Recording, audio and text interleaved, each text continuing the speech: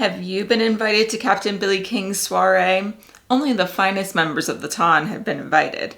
You know, I hear he's quite wealthy. My name is XPLovecat, and today I'm going to be reviewing Loom and Lucidity, part of the Host and Hostility book, which has 3 one-on-one scenarios written by S.R. Sellens. And because I love one-on-one scenarios and the Regency era, I am going to be reviewing all 3 of these scenarios in 3 separate videos, and I'll be ranking them by what I think is best.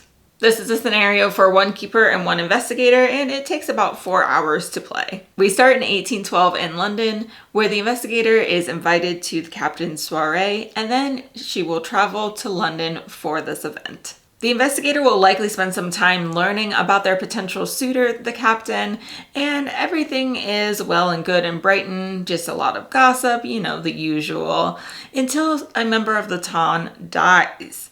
In the gardens, no less. From this point forward, there will be spoilers. A quick shout out, I did run this scenario on the Miskatonic Playhouse, which you can find in the link in the description below if you want to see a playthrough of what Loom and Lucidity is all about. Now, Captain Billy King is in possession of a mind-manipulating machine called the Heirloom. He also happens to be a part of a group who oppose the current ways of society.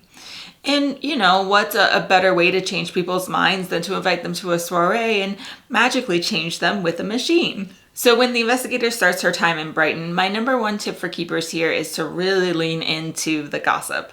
What's great is the scenario has a table of quick reference people and a little snippet of their personalities that you can pull these names really quickly and get into role play, and it's easy to kind of improv when you have that information at the ready. So it was really fun for me to play up the sisters, Isabel and Mary, the giggling sisters who are never apart, and some other members of the Ton that were in this list while the investigator was going around and learning all about that gossip. This will also be a great opportunity to bring up these people again later at the soiree, so there's some familiarity and not a lot of just meeting people once she gets there because she's already met some of the people in Brighton. My other recommendation is to make the Hamptons, who are family friends that the investigator is staying with, have strong personalities. That way there's a connection between the investigator and these people, and it's a fun roleplay opportunity. The Hamptons can either be a really nice asset because they could be chaperones during her time in Brighton as she's investigating, or it could just be a really good excuse for her to get out of the house because they might be a little bit naggy or all up in her business. A visit to the gardens is a key event in Brighton before they go to London, so make sure that you encourage the investigator to go via direct invitation. A couple important things will happen here. One, Gideon Crow, who is supposed to be kind of helping the investigator not get sucked into the heirloom madness, he is creeping in the bushes. So it's a good opportunity to play up the different weirdness that's happening at the gardens and give a hint to the investigator that something is a little bit odd here.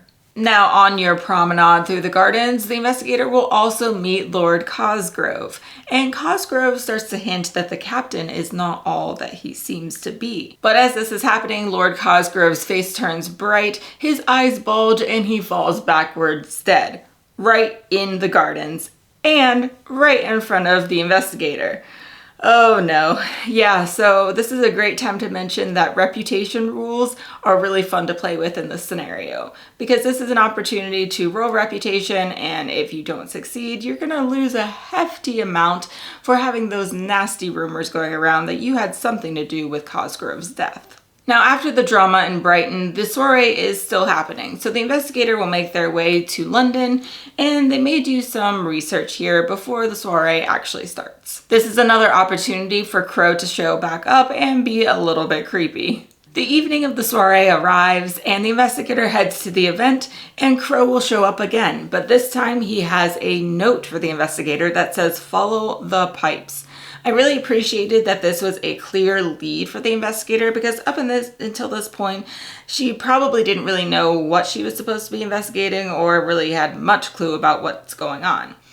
So this is a great way to give the investigator a very clear idea of what to look for in the house, while also making sure that she needs to be creative about how she goes about investigating. Now, the tricky part about the soiree is showing that the influence of the heirloom is slowly trickling in throughout the night. So you're going to want to establish a couple of key people at the soiree and their views about current society and how they love being members of the Ton, and perhaps their contentment for the lower class. Now, these key players will show up again a couple times, maybe 1 or 2 times, depending on how much your investigator is away from the party. And you will make hints that their views are starting to change and become more radical, at least for the Regency era time period. And this will show that there's a slow transition happening. Now, I was able to sneak this in because my investigator went exploring in the house with another NPC. So that NPC specifically kind of made a couple hints as to their views changing and how it's not really normal for them to have those views during this time. But it can be tricky depending on when your investigator starts to find the pipes and goes all around the house. So another way to do this is to encourage the investigator to check in at the party at least a couple times, because if she's gone too long, then people will start to wonder and start to gossip, of course. The investigator may or may not be present when the clock strikes 9 o'clock and the heirloom is in full control of the people at the party. So weird things are going to be happening, like people randomly freezing mid-dance, uncontrollable laughter, and then, of course, violence.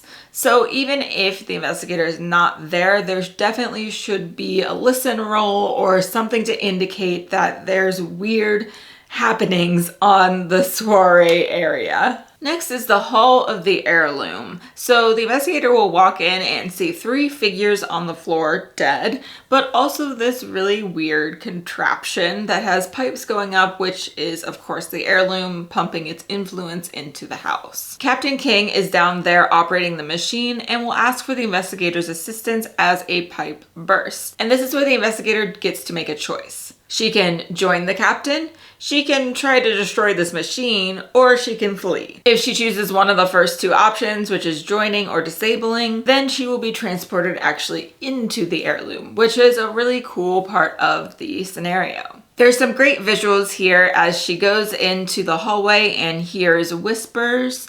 And there's a bunch of these doors on the side of the hallway.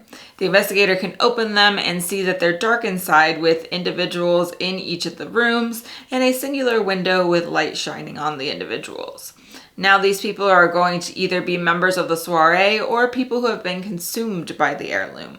They're likely mumbling about something crazy and isn't really saying anything recognizable that's helpful for the investigator. The investigator will be led to the heart of the heirloom, and this is an opportunity for a psychic attack to occur.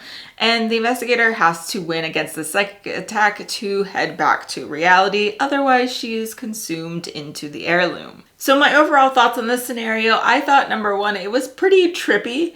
Once the investigator got to the soiree, there's a lot of opportunities for weird things to happen, conversations to turn in an odd direction.